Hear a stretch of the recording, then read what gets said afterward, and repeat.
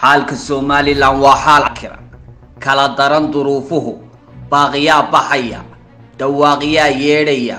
warka dhiilada xambaarsan ee dayaca adeegliidu keentay ayaa soo taraya cadaaladda cadceertay ayaa dheer weheshiga xabsiyada camiran waa mid ku lamaan xurriyad xoorin iyo caburin baa wehelisa waxaasi oo isbiirsaday waxa haatan ku biiray cudurka coronavirus oo loo garan og yahay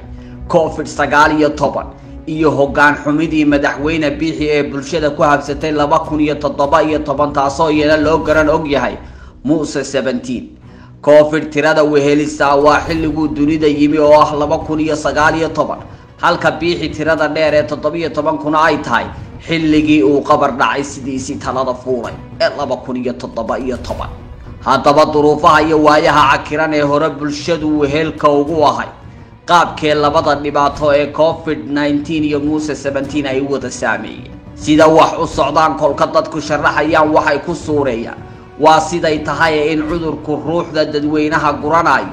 halka Biixina dhaqaale deyn iyo dakana wixii dalka soo galaysna uu daldalay nafaha COVID-19 qaatay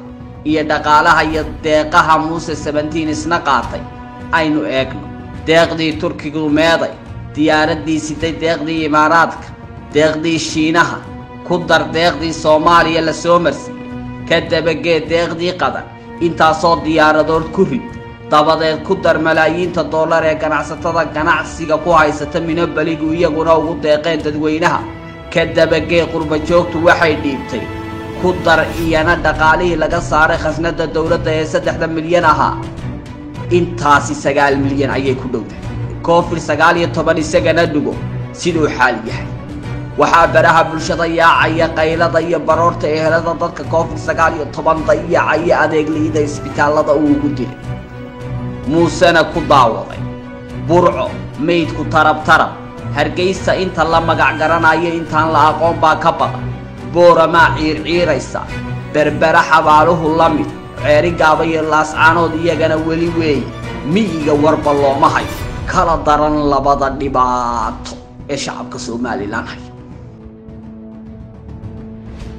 dhanka COVID-19 iyo xabaalaha waa la yaqiinsan yahay inaanay buuxsamin hase yeeshee su'aashu waxay dul taallaa sanduuqa dhanka Biixina isana ma la midba